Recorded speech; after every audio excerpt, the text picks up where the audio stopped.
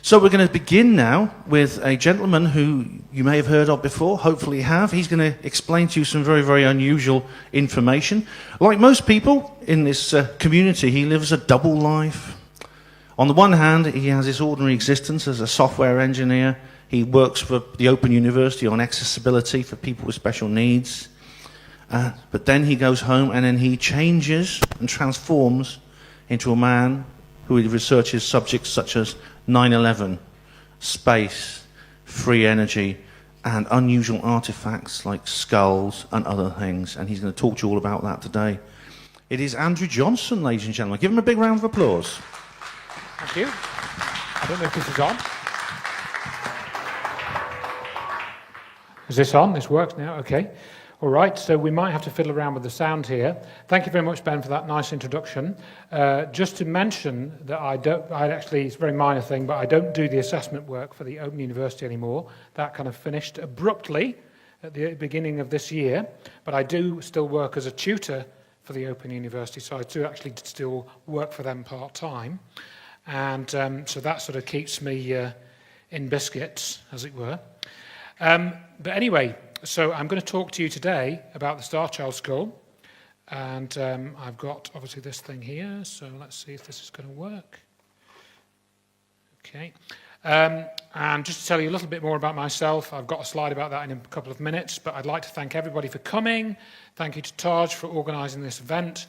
It's often very costly in time and money to put these events on, so I thank everyone for their support. And so we'll now go on and talk about the Starchild skull. Well, so how did I come to get involved in this? Well, I actually got to meet this chap, who I think quite a few people in the room will know, Lloyd Pye, or know of him. And I first met him in 2004. I emailed him, I think it was back in 2003, and he was one of the rare people that actually responded in a meaningful way to the messages that I sent him. And he told me that he was coming over to London. And so I ended up going to Belinda Mackenzie's house. Belinda Mackenzie's quite well known in alternative knowledge circles. I'll mention her again later. And I met with Lloyd, and what had happened was Lloyd had been going around the world doing presentations, but he'd been using 35mm slides, putting them in a magazine, click the switch and it goes round, 35mm projector and stuff, the old way, but he hadn't got onto using PowerPoint.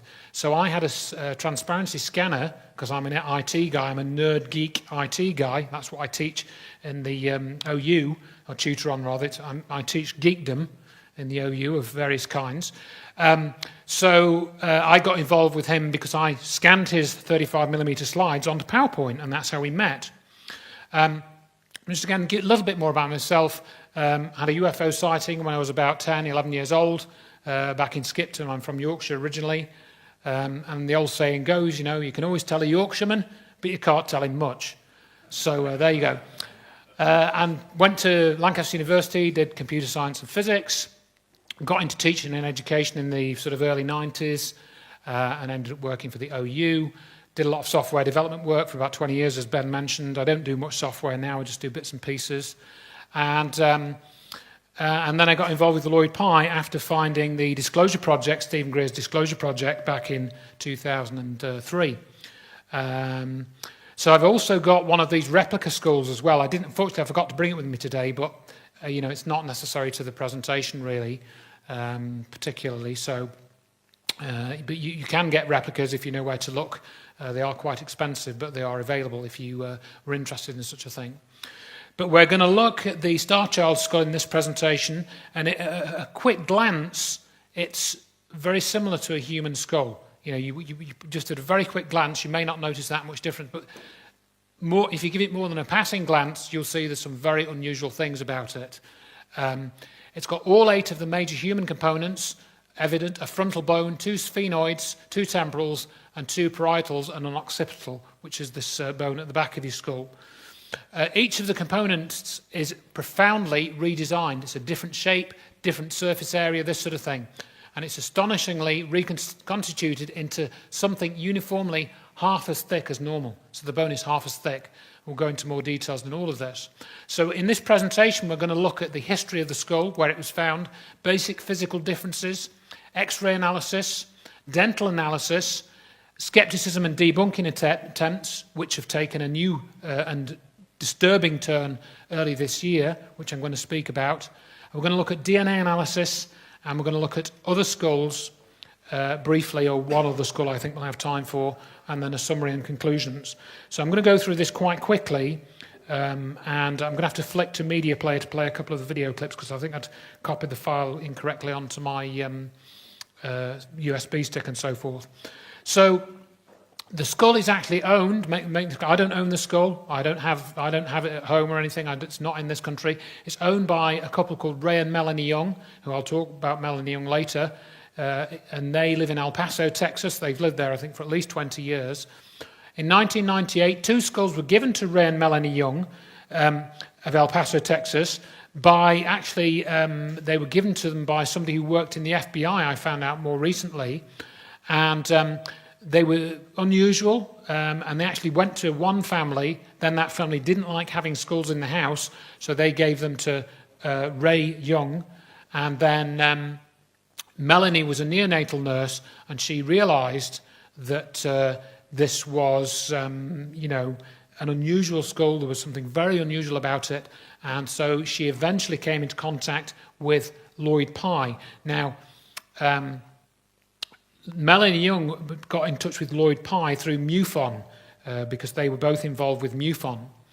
And to tell you where the skull was found, basically it was found about 100 miles southwest of Chihuahua, and I've put it on the map there, roughly the area where it's found, in about 1930, it was 1930 actually, in the Copper Canyon area, and that's just a sort of Google Maps log of that.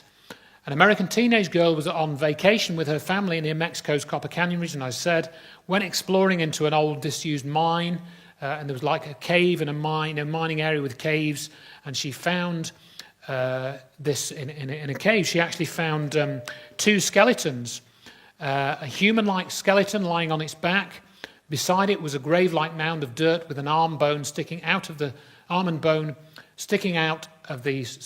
dirt, and the hand bones were wrapped around the upper arm bone of the skeleton lying on the surface. So using her hands, she dug the buried skeleton out of the shallow grave and collected the bones. So there were 2 skulls together, a human skull and a human skeleton, and this other unusual-looking skeleton. She never pinned, in other words, the person that found it, this young girl, she was in her 80s by the time this story came out. She never pinpointed the exact location. Lloyd Pye always said that if they were to work on it, they were fairly confident they could have found where the skull was. But the thing was that she gathered up all the bones and she put them in a basket, and then she hid them somewhere temporarily because she didn't want to take them back. She didn't want to take them back to the family because she knew she'd get into trouble, so she hid them. And then there was an enormous rainstorm that night, and most of the bones were washed away. And when she went back the next day, she just was able to recover the 2 skulls. A human skull, which you're going to see pictures of, and the so-called Starchild skull. So again, found in 1930, and then kept at this lady's house until near her death, and just before she died, she passed it on to another family, and they passed it to Ray and Melanie Young. So just here, these photos, I think, were taken in the early 90s, and we can see quite clearly there, we can begin to see some very strange anomalies, and we're going to focus on these in more detail through the course of the next hour or so. So again, looking at the front view, we've got the human skull on the left and the Starchild on the right. One of the key things that comes out, you can't really see it that so well on this picture, it's more evident when you see this with the real skull, it has no brow ridges. You have these little ridges at the top of your eyebrows here, and the Starchild doesn't have these. That's the first unusual thing that you see. And there's no dip from brow to nose where you have this little dip here. Starchild doesn't have that dip. And the slits where the optic nerve goes through here, I'll just use the mouse to point to that, they are also much lower. They're about half an inch lower down, from top to bottom of the skull. And you can look at the cheeks, for example, they're different. Some of the cheekbones snapped off in a way which is improbable in a human skull. And you can see this staining on the left-hand side here. You've got this sort of dark brown colour here. That is also consistent with the story that the skull was laying in the ground with that on the left hand, with its right cheek in the dirt. The staining is consistent with the story that we got, basically, from the way it was found. So again, you've got the human skull on the left and the Starchild on the right. And we've picked out a few things here. We've got this inion bone here, more or less in the centre of the picture, where you've got this slight sort of, and you can feel this on your own skull as well. If you put your hand behind your head, you can feel this sort of bit of bone sticking out. It's not that prominent, but when you know what you're looking for, you can see that in the Starchild it's flat. It doesn't have an inion. The pterygoid plate is a different shape. The ear holes here, you can see the ear hole there is the area where that is bigger on the human, smaller on the Starchild.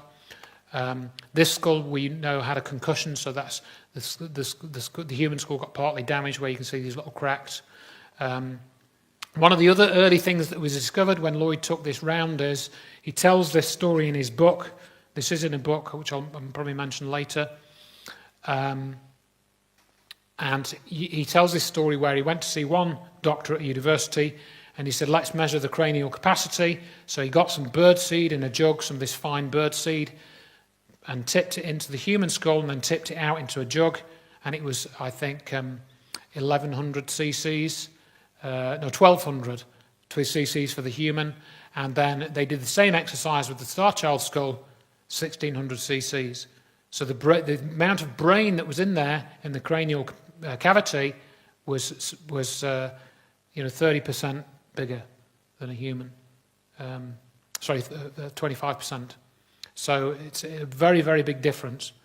And also, if you put your finger into the inside of the skull here, the surface in there is different to a human skull, and it's different such that if the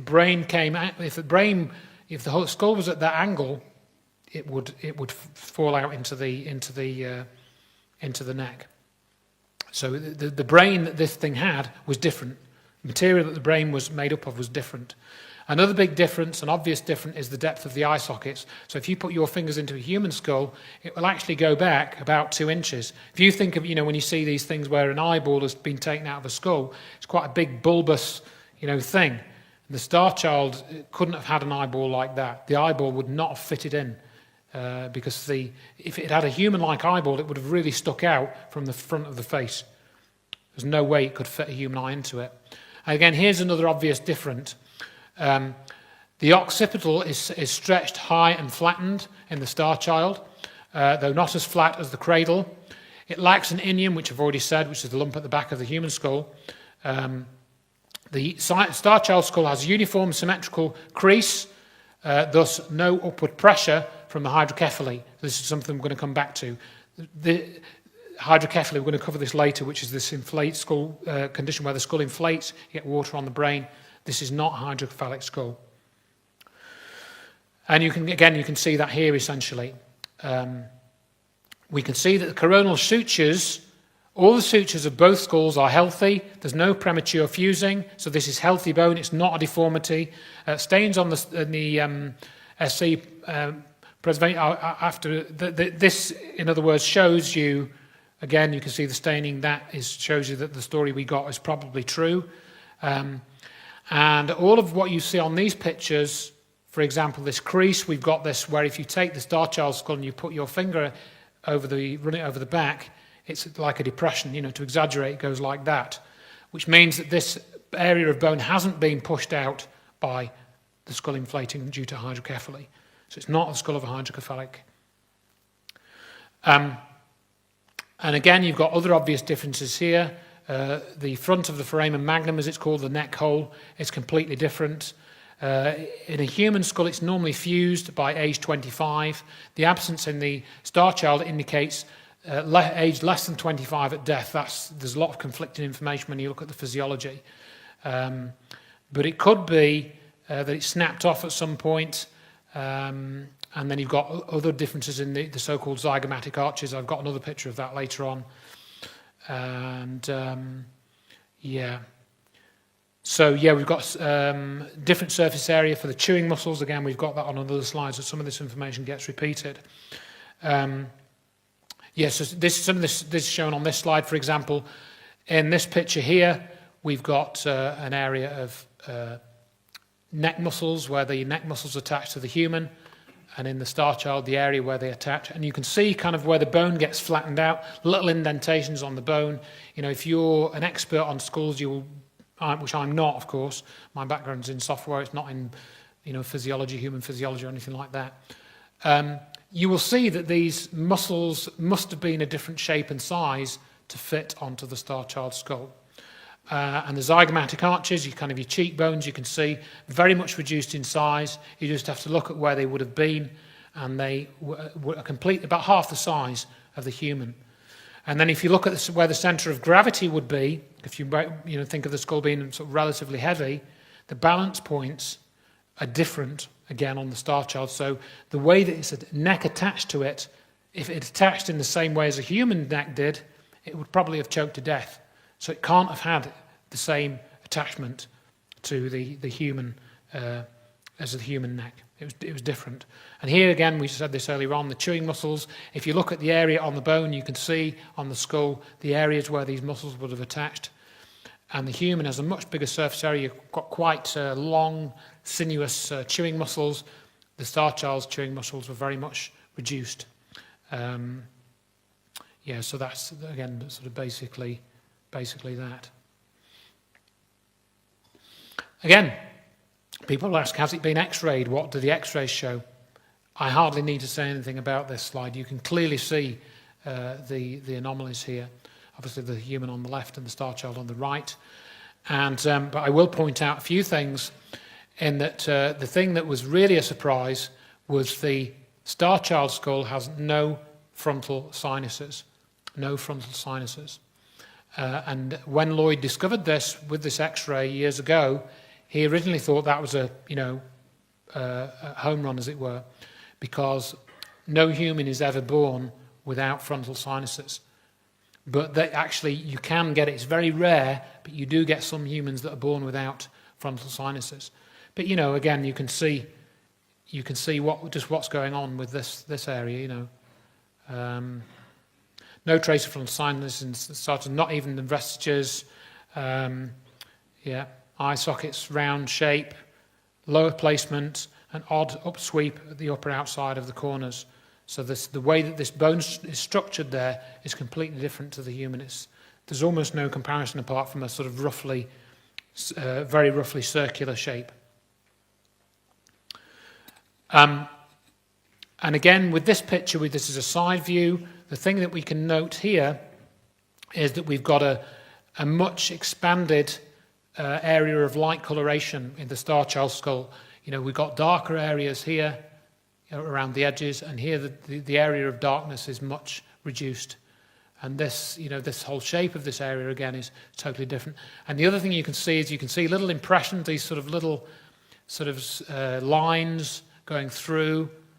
Those are actually imprints from the veins. So when the brain is pressed against the skull and the blood is going through the veins, that blood goes into the brain there, that leaves an impression on the bone as it forms from a young being, and you can see that. So again, that rules out hydrocephaly, because with hydrocephaly, that you don't get these same lines. They get smeared out, and you get a much more even surface there. So it's not hydrocephalic. And again, the eye sockets, the way that you can see them from this side, again, it's totally different. There's almost no comparison. And this was this area which is showing that the area for the brain, great expansion of brain in SC's parietal area, the bulge is clear. Okay, so what we're going on to now, again, going through all the different, what we're going to do now is the brain casts and these CAT scans. So what was done, I'm going to play a video clip now to explain this, but what was done is they made a replica of the skull, then they took that replica, they filled it up with some type of plastic resin or something, and then they broke the replica open, and this is showing you the surface of the a replica of the inside of the surface. So I'm going to try and get this to go now. Hi, this is Lloyd Pye. I'm sitting here in London at the home of Belinda McKenzie. and I'm with my friend Andrew Johnson, who's filming me, and we're going to talk about the brain casts of the Starchild skull and a typical human brain. Nobody's done this up to this point, so we figured it was time to put it out there and let people see the differences. As you can see, a human brain, and this comes from the lining of the inside of the skull, so that's really all you're seeing is the surface of the brain. But as you see, it's very lumpy. Everybody knows that a human brain, and really all animal brains, have convolutions like this that fold into the surface and leave these lumps and bumps, and you know, it's just the way it is. But you also see very fine veins. When any creature's born, its bones, or the bones of a skull, are so soft that the brain itself presses in and the bone will take the shape of whatever's there. So you can get the fine degree of veins, all these bumps and lumps, and you know, just a typical brain. So let's start out with that, just the surface, and you see the difference of the Starchild, completely smooth. I mean, just absolutely smooth, except for the suture lines, which are very visible, and the veins. Again, the veins you can see trailing off here, but no convolutions. No convolutions. So radical difference in that one area. Now another area of a radical difference is the frontal lobes. Now as you look and see, the human has frontal lobes, and that gives us our brow ridges. This fills in our brow ridges, and we all have that. And we all have this, and this is a lot of personality. This is a lot of who we are, what we are. Not so much thinking is where we make our good decisions and our bad decisions, our irrational moves, and make us crazy, and you know, also allow us to do sometimes very good things. You notice the Starchild just does not have that. It just doesn't have frontal lobes at all.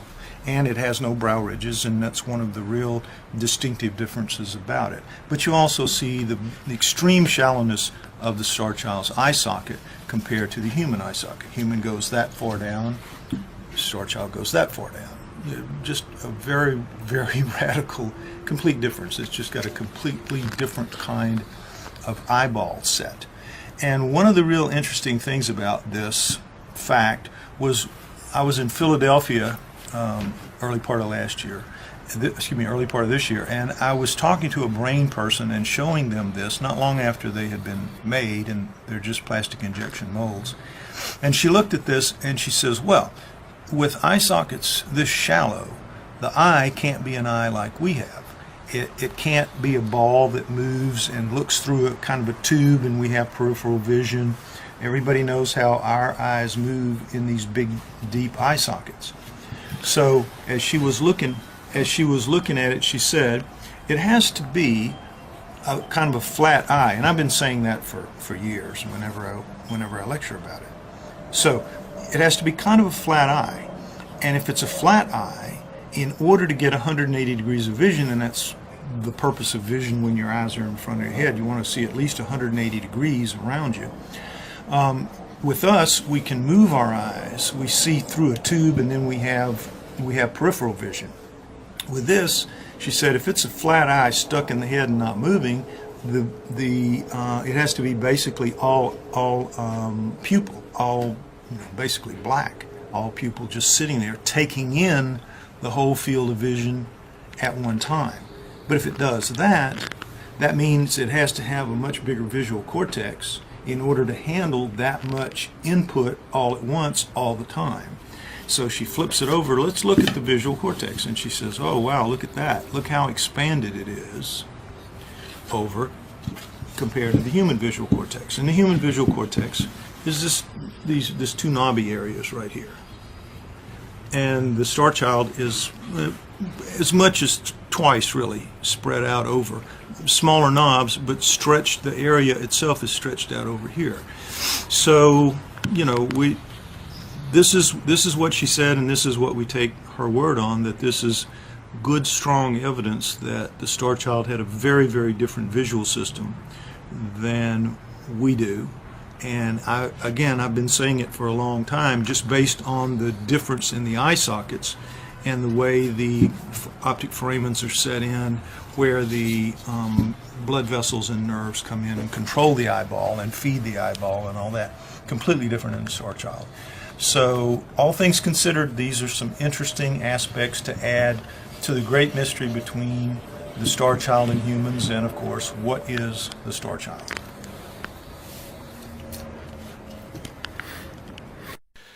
So that was Lloyd, who I should have said that he passed on in December 2013 after a brief period of being ill with cancer. Some people are very suspicious about that happening. Lloyd himself thought it was a result of something that happened to him with a tooth infection that the cancer had formed. But some people have suggested that because of the sort of areas he was getting into, it was that's why he was basically, he was targeted that way. And he was great, I mean, you could, people in the room probably already familiar with him, but you can still find many, you can find many lectures of his on YouTube and so forth, so you can view those at your leisure. So briefly looking at the teeth, the dental analysis, this was done over several years as well, because part of the Starchild's maxilla was recovered, which we understand was part of the skull originally, but when there was this rainstorm, I think it got partly broken off, but the girl was able to recover this, and the teeth have been tested, which we'll come to in a bit. But there's a smooth curve from the top middle to the left centre, which we're going to see more clearly on the next slide. The Starchild had a nose opening, if not a nose, similar to humans, but there was still a number of differences. There were a different arrangement of teeth also suggests that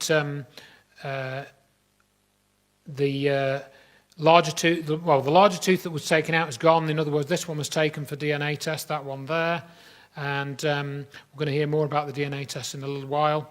But the small one remains in situ and is seen in extreme close-up in the next slide. So that one we're going to see in close-up in the next slide. So what they did was, because teeth are a very good place to recover DNA, then that's what they did. So this is shown here. The interest in this particular slide is that you can see that they've got some wear on the teeth here.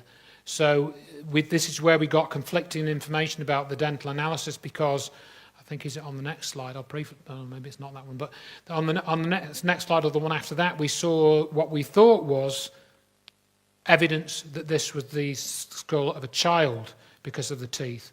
But this particular part of the skull shows wear on the tooth, consistent with something that's at least 7 or 8 years old, if not older. This is heavy wear, it's got clear pitting, shearing of the enamel. This can appear in children's teeth under certain rigorous conditions, especially eating a diet heavy on grit from grinding grain on stones, likely in Mexico 900 years ago. That's one thing which I'll probably mention in another clip, or get mentioned in another clip. It's 900 years old. It's been carbon dated twice, plus or minus 40 years. So it's 900 years old.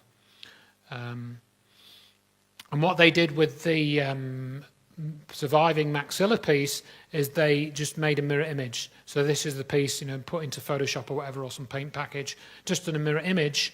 And this basically shows you this area, the roof of the mouth. So you're looking at you're looking at this part now here. That is very flat compared to humans. So that means they had a very small tongue, or no tongue at all.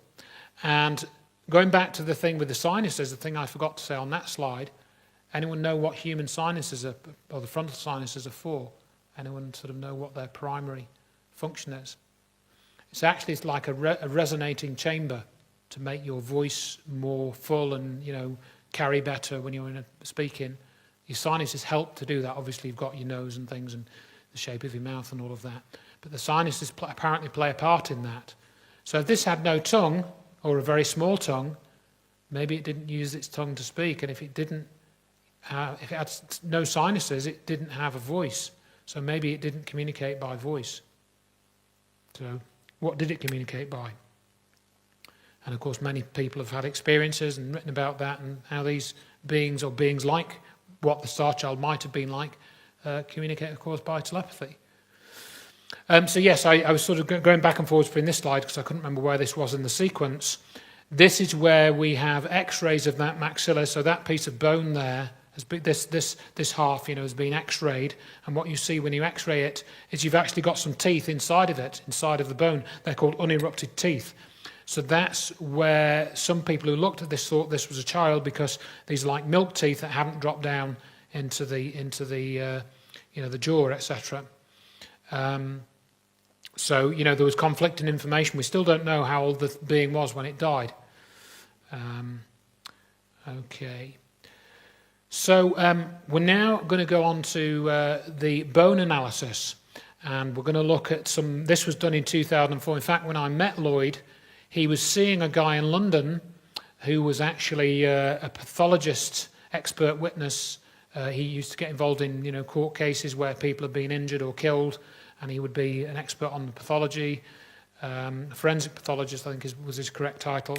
And he actually had a lab, so he was able to take a piece of the bone, cut through it with a Dremel blade, and they noticed some very unusual things. The various holes here, and then you see these little, where the arrows are pointing, the fibres. So we're going to look at these close up. This is unknown in any type of mammalian bone on Earth. There is no bone that has fibres like this. These aren't veins, because obviously the veins, when you die, when you've been in the ground for 900 years, the veins will be, decomposed by bacteria and so forth, and they disappear. So these are not veins or arteries, or they're just fibres. I don't think they've ever been tested as to what they are, and it's clear that they're quite strong because they were able to resist the effects of a Dremel blade, which I think you might see on maybe not on the next slide. I can't remember if I've got another slide. But basically, yeah, fibres in the bone. Don't know what they're made of. They're not capillaries, they're not veins, nothing like that. So this is the result of doing the test here. So this shows you that this really has been tested. We've got the human bone this time, the human skull on the right-hand side rather than the left. And we can see that the Starchild's bone is only 3 millimeters thick, and the human bone is 9 millimeters thick. So that's an enormous difference, way outside any kind of deformity or anything like that. And again, the bone has been tested with a mass spectrometer. Samples taken, put into a machine which measures what elements and what the relative abundance of those elements in the sample is. And you've got carbon and oxygen at a sort of different level, but the most unusual one here is the aluminium. This is a little spike of aluminium. There is more aluminium. And what Lloyd said was that when you look at the comparable part of human anatomy, this is the bone in the Starchild skull is more like tooth enamel. It's more like the skull is made out of what would be our tooth enamel. It's much similar to that than human bone. So what's going on? So you're stacking up these differences, and here's another one. When they did the bone analysis as well, where we found the fibres, they also found this red residue in these little, what are called cancellous holes here. So what's this red residue? It's not, you might think it's dried, blood or something, or dried bone marrow. But again, that decomposes. That decomposes after a few years, or probably less, even a few months. So should be no trace of that. But this is still in the bone when they did this. And here's more of a close-up of it, the reddish residue. And this is, you can get the scale there because that's about 9-10 millimeters across, something like that. So that sample. So what is this residue? It's not seen in human bone. Okay. So what I'm going to do is I'm just going to play one other clip as well, which should have played up just to kind of give a bit of a recap on certain things. So let me just go back to that. And I'm going to play you a clip from, because the Starchild skull was covered on a History Channel documentary, and you're going to hear Melanie Young here as well. How did you come into possession of the skull? Well, a friend who got it from a friend who was the original owner of it gave it to me due to my expertise in neonatal nursing and anatomy. When I saw it and told them that this is totally out of this world, they were like, take it, don't bring it back. If it were a hydrocephalic, this would be bulged out, okay? But only one side would be bulged out, or the back would be bulged. It wouldn't be symmetrical like that is. So a hydrocephalic skull is asymmetrical. It's asymmetrical. And this skull is symmetrical. It's completely symmetrical. If that were a hydrocephalic, the bones would not be connected. There would be no skull. What other explanation do you have for this skull? I don't have one. I can't find one.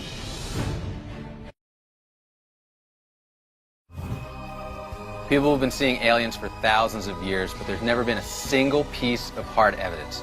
Now, it's possible the Starchild skull is just that. We are here today with Lloyd Pye, who has worked as a military intelligence specialist.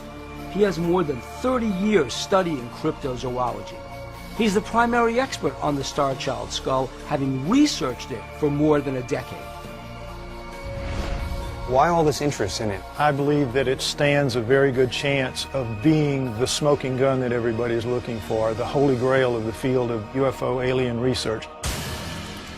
Could you walk us through the main differences between the Starchild skull and a normal human skull? The eye sockets of a normal human are about 2 inches. Starchild's not even 1. There are no sinuses in here, no upper sinuses at all. And you turn them around, you notice that the chewing muscles that come up through here and spread out to attach your jaw and chew cover quite a wide area here. With the Starchild, it's much reduced, so we have a much smaller, much reduced lower face. And there are fibers woven through the matrix of the bone, which were found under a scanning electron microscope. Does this skull have any fibers at all? No skull of any kind of primate that we know of, or any really bone that we know of, has those kind of fibers. They seem to be unique to the Starchild. If you turn around and look on the inside and you feel in here, you feel that ridging of bone that will hold the cerebellum in place. With the Starchild, because it has such expanded brain pressing down that way, at such a steep angle, we should have a spreading of the foramen magnum, but we don't. So we have a very different kind of brain in this skull, whatever it is. Now, if you stick your finger in the foramen magnum hole to simulate a neck, right, you see how the human is there, so it would be like this, but the Starchild's actually balanced like this. So it's kind of like a misshapen golf ball on a tee. It's very different from the human neck in that it's half the size and it's centered up under the head.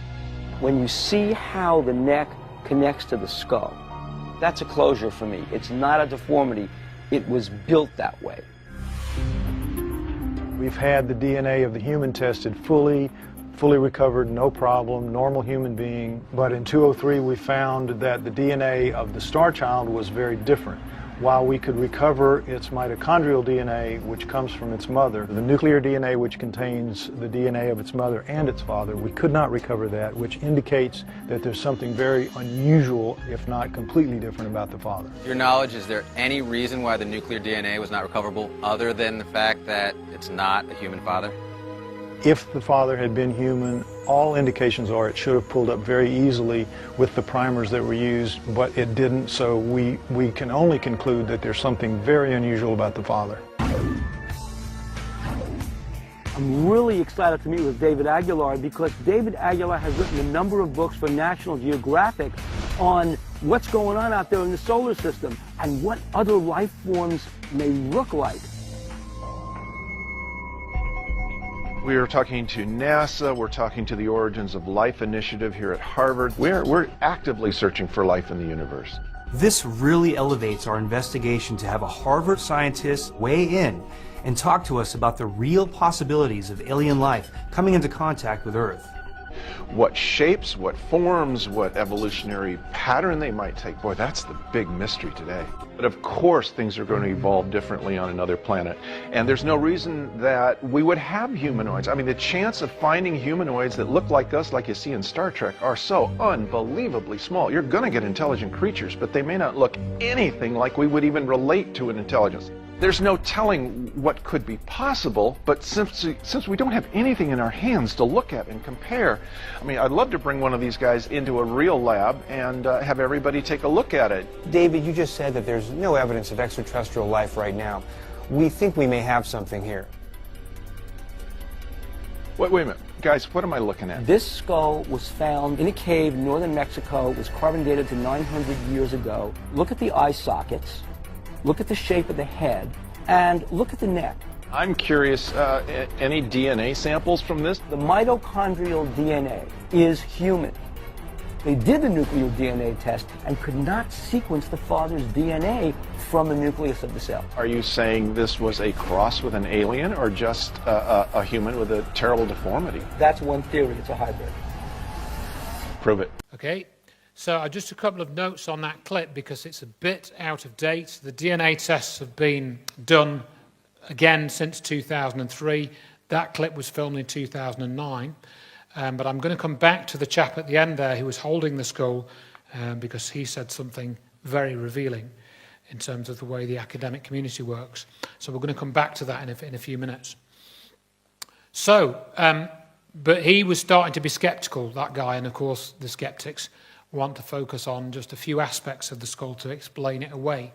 And the main ones that come up are its cradle-boarded skull.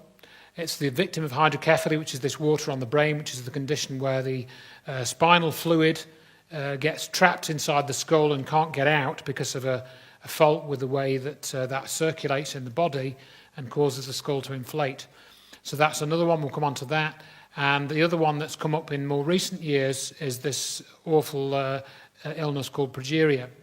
And so the Starchild is said, if you go onto Wikipedia or whatever, or any of the debunking websites, you'll see that the explanation, just forget about it, it's one of these things, nothing to worry about.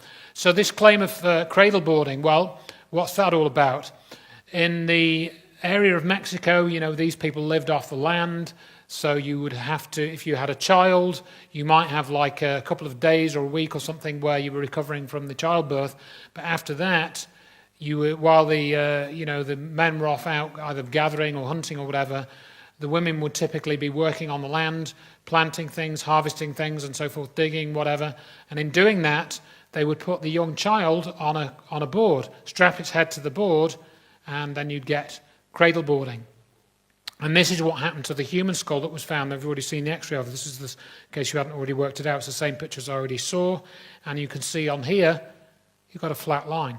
This skull, this human skull, this is not the Starchild, was cradle-boarded. But if you look at the Starchild skull, you can see you've got curvature here. It's quite slight. It sort of looks straight. But you can see on this, way this is illuminated, you can see this is sticking out more.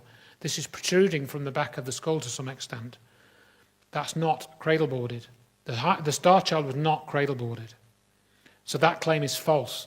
Similarly, if you had this, because I've mentioned about the balance points and the way the neck attached, if you had that on a cradle board here with the bottom right picture, it would have choked to death. So as soon as you put the Starchild on a cradle board, it would have choked to death. Is it hydrocephaly? This is what hydrocephalic skull looks like when not treated. This poor child has not had this treated. And the key thing is the bones split apart. And Melanie Young was asked about this in that clip. I'm going to play a part of that clip again later before we close. And what happens is these you saw the separate plates in the skull in the earlier pictures where you've got these dividing lines. These in a hydrocephalic split apart. So when the being dies, the skull just falls apart because the bones are not properly bonded together. You've only got soft tissue, binding the skull together. And so that's why here this soft tissue will then, decay at death and the skull will fall apart. So you won't have a complete skull. So it can't be hydrocephalic as the skull wouldn't be complete. And you've also got this crease that I mentioned before, which shows you that the skull wasn't being inflated. You know, you get an almost spherical appearance here with this, again, with this poor child. And this is what this hydrocephalic skull looks like after death. It's just different. You know, you can see here that actually there's a little thing at the top. It's not fused. The bones are not fused. So you get holes in the skull. These bones are fused. This was not hydrocephaly. They're fused together with the hydrocephalic. You'd see these bones, there'd be gaps here where there was this soft tissue there. And the vein lines, again, I'd shown you that before. These veins can be seen, which means it's not hydrocephalic vein tracts. Is it progeria? That's the other one. Progeria is this condition which causes premature aging. You know, when you get to about 3 years old, your body is like the body of like a 60-year-old or something. And you get various problems, swollen veins, absence of eyebrows, eyelashes, beak-shaped nose, shrunken chin, premature cardiac disease, narrow chest, swollen and stiff joints and age spots on the skin. This is a progeria victim on the left and a mock-up. People ask about facial reconstructions. Yes, these are done. We've probably got another one coming up shortly. The shape of the skull, I think we've got another slide here. It doesn't fit. You can see that you've got a much higher dome in proportion to the size of the skull with a progeria victim, and other features don't fit. It's not progeria. It's not progeria. And also they claim, for example, that the Starchild's bone, is it progeria? They claim that the bone would be weak. The Starchild's bone is extremely strong. In fact, they couldn't cut it with the normal procedures for cutting human bone. It's much, much harder. And that's not the case with progeria. So the hardness of the bone alone, as well as all these other things, rules out progeria. And you get that sort of effect as well, which I've already said. That's obviously a mock-up on the left. But the bones don't fuse properly because they don't grow properly. So you get holes. It's not in the case with the Starchild. It's not progeria. And here, looking at the section of the skull and the shape of the eye sockets, which represents the Starchild skull more. You know, again, if you look at the eye sockets on this from a progeria victim, and this is the normal human, the Starchild's actual shape of the eye sockets, not the depth, is much more similar to a human than a progeria victim. Okay, so you're going to go away from here and put into your favourite search engine Starchild skull, and you're probably going to come up with 2 or 3 pages at the top of the list. You might get the Starchild Project website, it depends, but you're going to come up with Wikipedia, or I've got a ruder name for it, but I won't say that here. I'll see if this clip will play. I've got it in the media player, so I might have to flick. I've got Lloyd Pye talked about Wikipedia in his presentations because he became very aware of this, and they put out false information not only about the Starchild, which is still there, and Lloyd Pye as well. See if this will play here.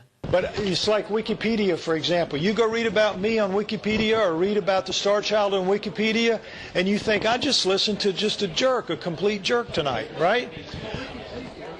Yeah. Okay, so here's what happened with Wikipedia. When people said, do you know what they say about you on Wikipedia? I said, well, no, not really. I hadn't even looked at it. I didn't even know I was on Wikipedia. It was really a surprise. This was several years ago. And I read it and I said, God, where did they come up with this garbage, you know? And so I said, I'm gonna fix this. And so I started trying to fix it. Every time I would try to fix it, a day or two later, it would be fixed back the way it was. What was that about? So I started calling to see, you know, who can I talk to? I got to get this fixed. This is wrong.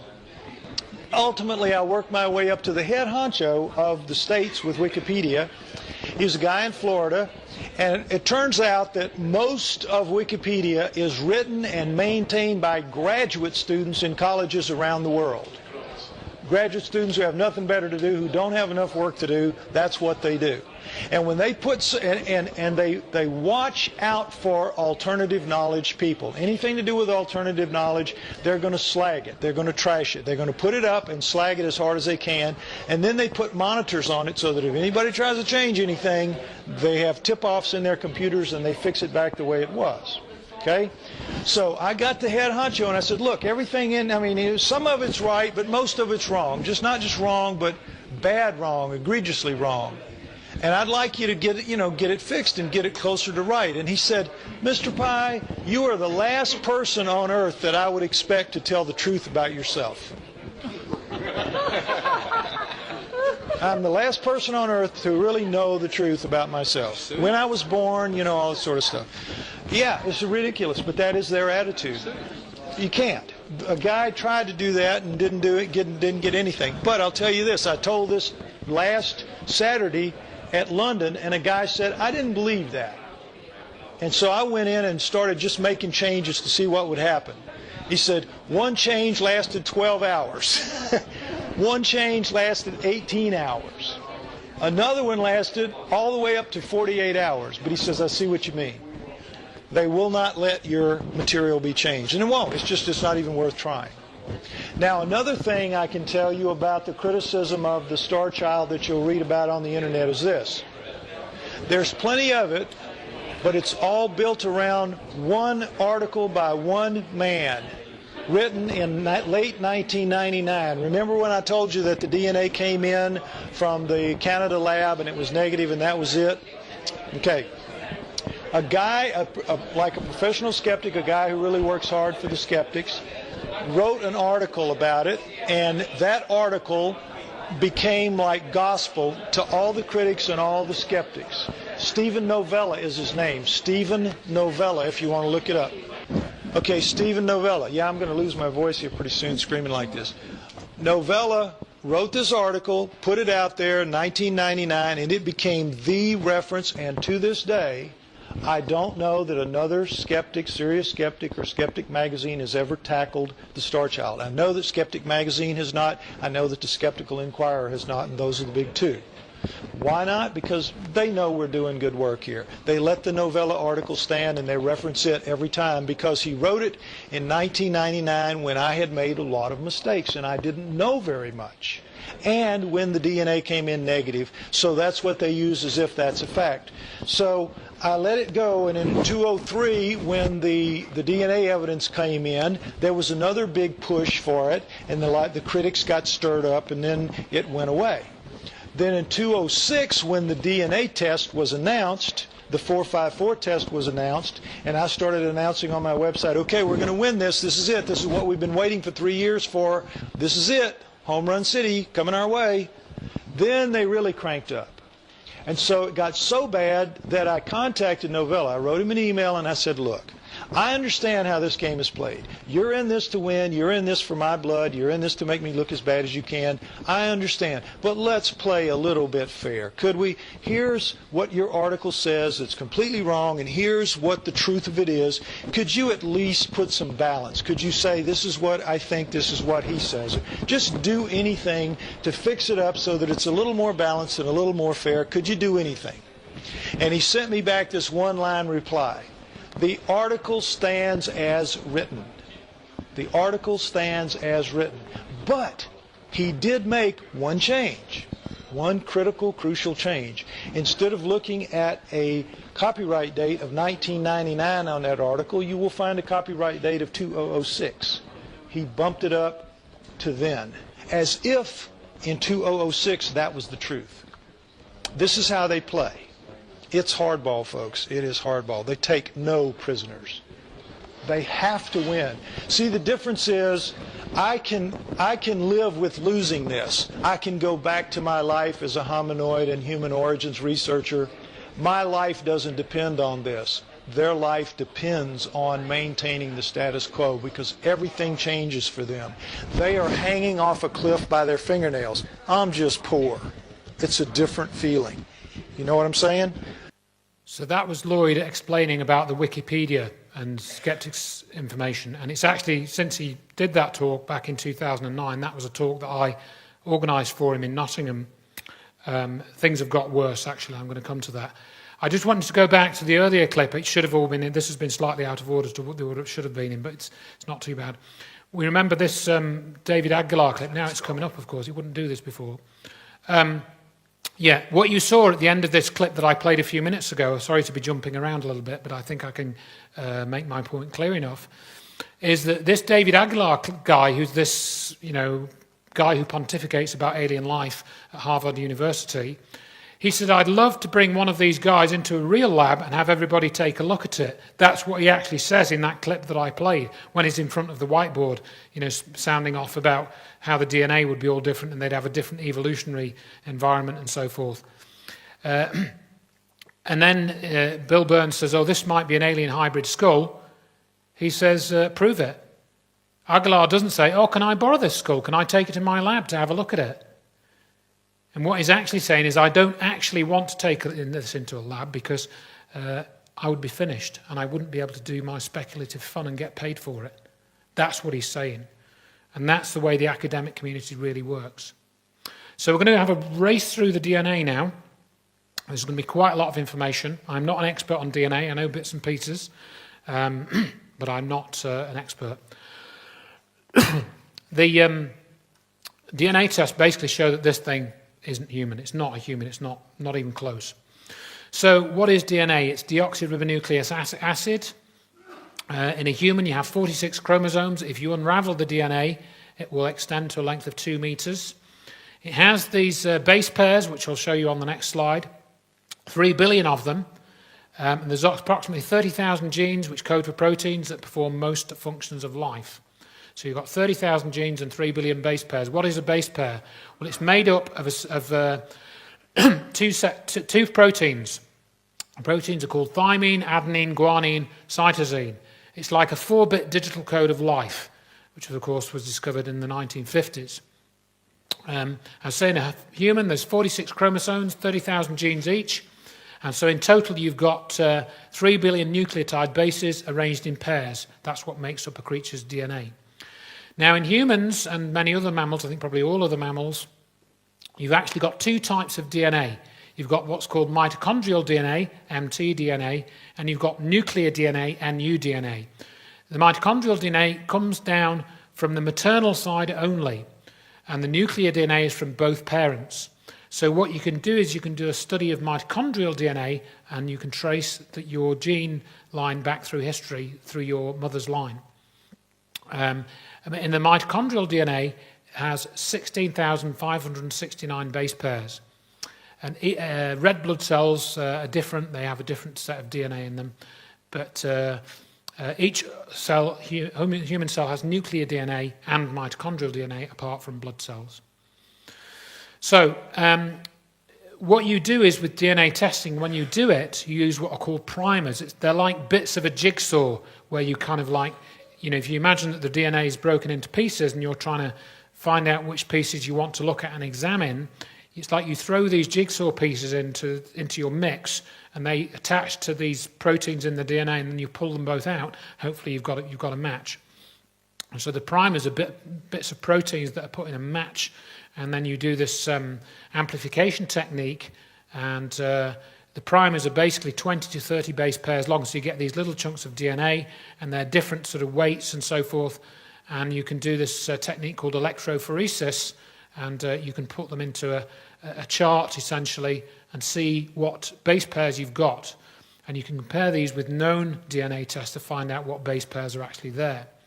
Now, what happened in 1999 that Lloyd Pye referred to in the clip where he was talking in front of the group there, about Wikipedia, he referred to the first test that was done at the Bold Labs at the University of British Columbia in 1999.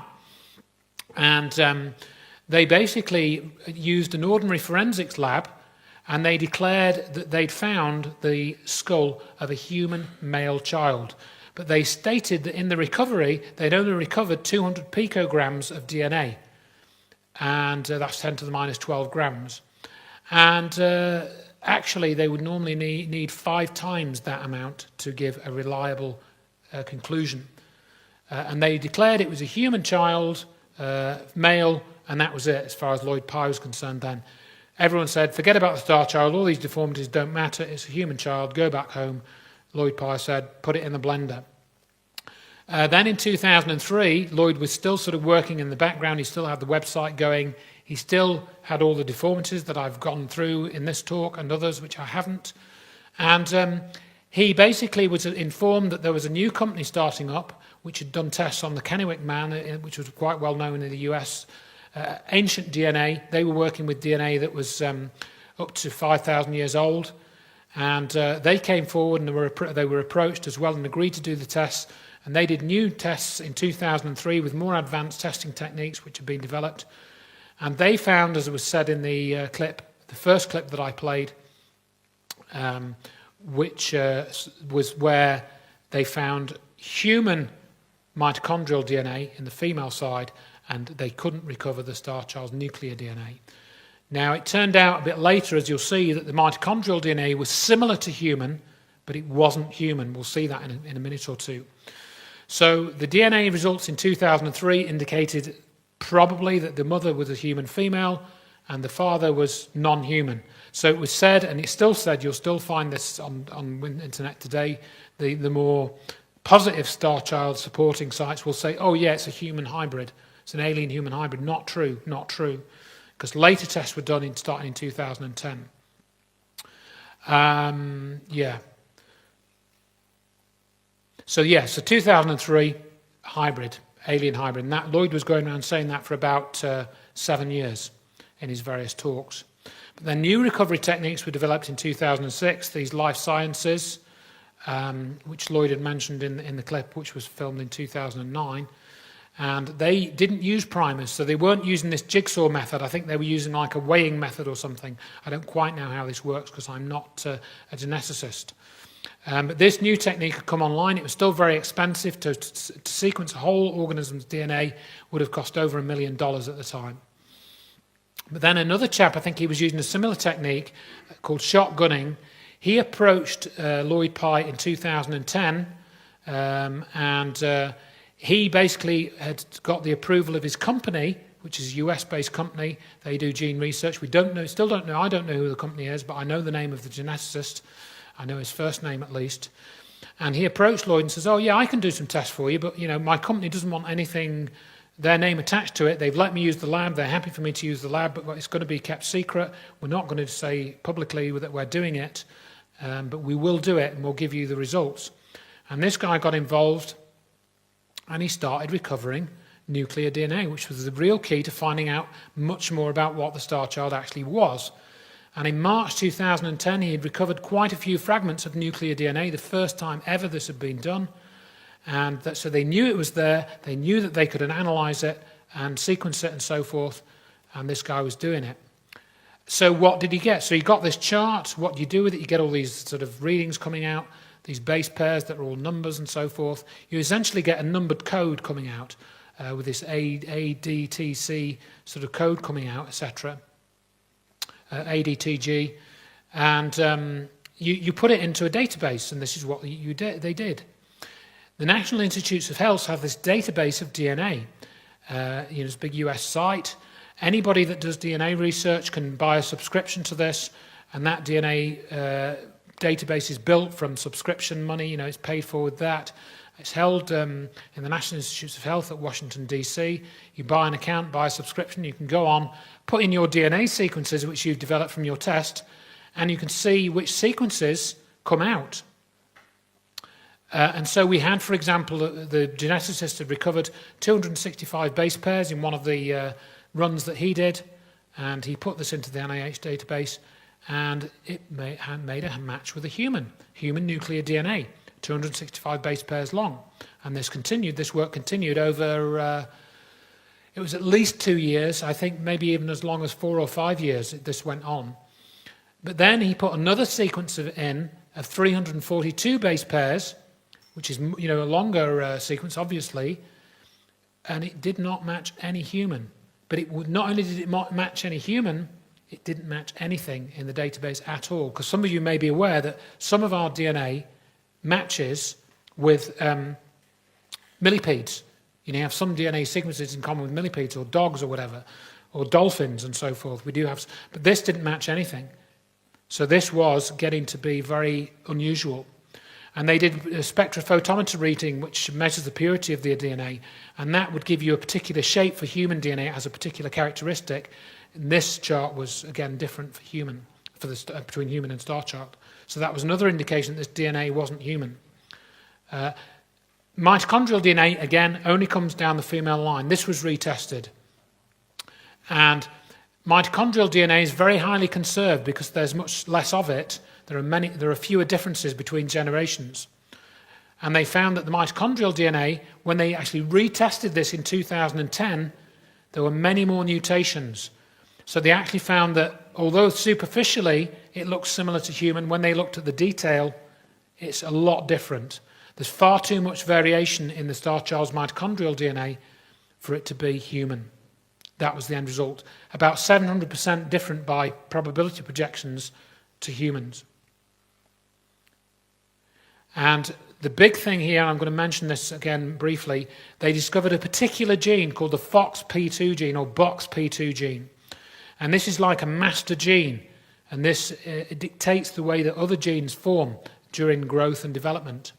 And the FOXP2 gene has 2,594 base pairs, so it's made up of a sequence of that. It's one of the most highly conserved genes in our bodies, and you're only allowed, the whole of the human species all across the planet, your FOXP2 genes are identical, except you can have two genes which are different. And if you have either of those genes different, one means you have no speech, and the other means that you die. And so they found in this chap, he was definitely able to identify it as the FOXP2 gene, the Starchild's equivalent, but it had 700 variations rather than 2. So again, totally different to human. Totally different. And these are the charts and sequences that were sent to Lloyd Pye. Obviously a bit meaningless to us because we're not geneticists. But this is to show you that the evidence was produced. It was given to Lloyd and he put it in his presentations. And I've got a DVD at the back there of Lloyd going through all of this as well from the lecture that he did in Derby in 2012. That's also online as well, so you don't have to buy the DVD. So this chart here shows you, I don't know how well you can see this, it's a little bit small, I should have put this full screen really, that the Starchild is this much different to human. I think a monkey is this much different. I think that's a mouse, that's that much different. 20 differences in the FOXP2, 27 in a dog, 21 in an elephant, 21 in, I think that's a lemur, 26, I don't know what that animal is, I can't see it very well, 56 in the Starchild. So it's way different, much, much different. The probability that such a highly specific arrangement of changes in a small fragment could have occurred by accumulation of sequencing errors is extremely low. This is what the geneticist said, if not close to 0. Nor could this arrangement have occurred due to contamination with the DNA of any known species. From this evidence, one may conclude that the underlying biochemistry of the entity's life form must be either the same as or highly similar to humans or other species. Yet, the use of the genetic code, which still remains universal, is distinctively different, implying that this life form is very likely the result of a markedly variant and non-intersecting evolutionary process. Okay, thank you, Ben. So, not from round here, folks. It's not from round here. And despite what you read, these experts, 10 of them are named. These are on the Starchild Project website. They've all put their names. They say, we've never seen anything like this. As far as we're concerned, it doesn't match any other human that we know of. They don't outright say, yes, it's an alien skull. But, you know, you're then faced with, if it's not human, it's not a monkey, it's not, from a large mammal, what is it from? They basically all share that same position. They're all named. Okay. I'll just play a little. I think I've got a facial. Yeah. People ask about facial reconstructions. The guy that made this, he had to take human eyeballs and cut them in half. They weren't real human eyeballs, obviously made out of some resin type of material or something. To fit them in these mock-up, he had to cut them in half. So that's just a little animation of that. This guy was abducted by aliens, and he got a sculpture made. This was a lawyer that Lloyd got in touch with, and he had a sculpture made by somebody to, tweaked it so it made it look like the aliens. Again, this is similar to what the Starchild may have looked like. And this was a mock-up done by Rob Roy Menzies. And this was there was a big thing. People would say, was it like the front of the Communion book by Whitley Strieber? But no, it wasn't like that. That's a different facial shape, different eye shape. But that's a comparison that Lloyd put together for one of his talks. On the left, the Amico alien. That seems to be more in line with the shape of the... I won't go into the story of the Amico alien. I haven't got time. Okay. Yeah, just to note that there's apparently Lloyd became Weird Skull Central. Other weird skulls were sent to him, or pictures of, and we had this one that came out in Peru, which I'm going to talk about very briefly. But Lloyd always said that the Paracas skulls, you can look at these, there's videos about these.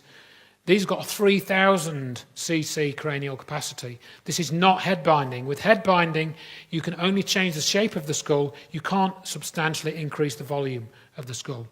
Same with the Paracas skulls, and there's another picture. So Lloyd said that they should be DNA tested, like the Starchild. And this, again, is this more recent one, the Peru skull. Brian Foster has pushed this. He's made a video about it.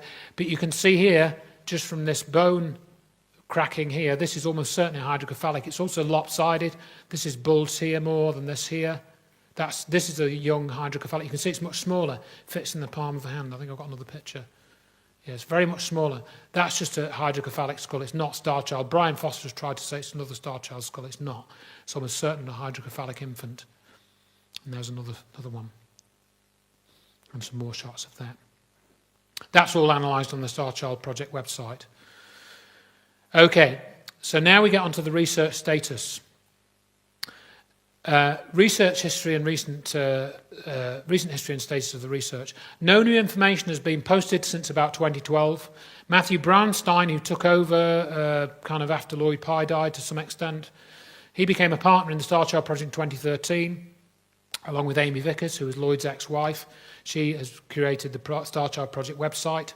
A crowdfunding campaign was launched in 2013, and it was through that that replica skulls were created. People could buy replica skulls and contribute to the research. Lloyd Pye sadly died in December 2013, which was a huge loss to everyone that knew him and the research community. Melanie Young started doing talks. She's the Starchild skull owner, but there's been some very troubling developments in the last 9 months, which I'll mention in a minute. People in the disclosure movement are not that interested in the Starchild skull. That's why I'm talking about it, because not many people talk about it, and they should be talking about it.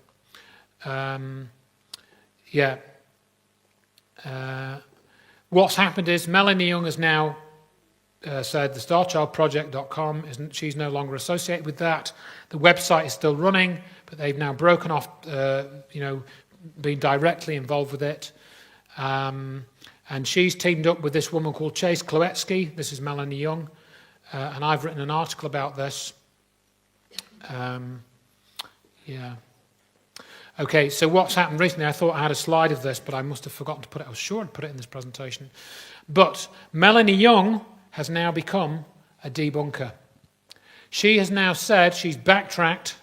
I'll just play a clip of her from, this is what she said recently. I'm not ruling out hydrocephaly anymore. I was at the beginning because I bought into Lloyd, but I'm not going to rule that out.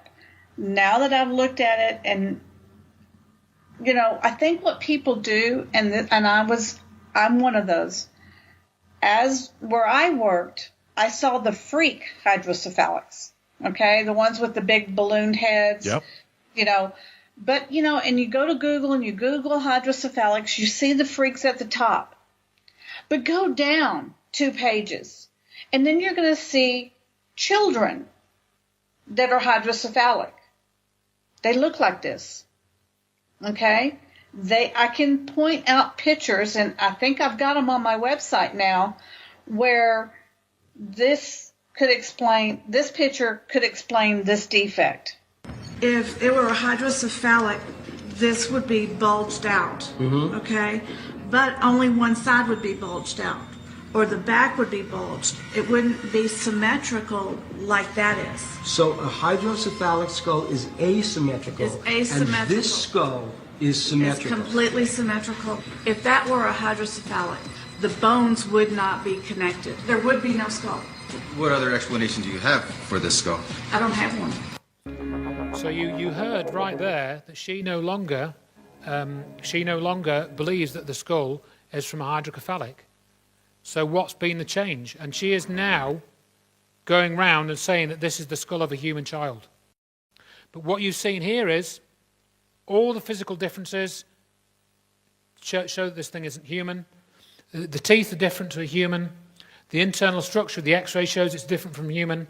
The brain cast shows it's different from human. The bone chemistry is different from human. The mitochondrial DNA tests and the nuclear DNA tests both show that it's very different from humans.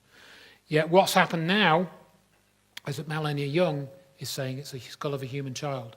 And this woman she's now teamed up with is basically saying that Lloyd Pye was putting out false information.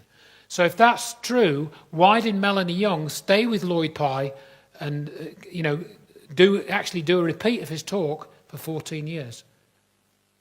Why has she suddenly said it's now a human when she actually gave it to Lloyd Pye initially to get him to investigate it? And I've got a whole article on my website about this. In fact, this is the slide here I was trying to get to. I think I've covered all of that. They've basically now thrown it away. She's thrown away 15, 16, 17, 18 years of research. She's thrown it away, and that all happened early this year. And this fellow, Mel Fabregas, he was involved.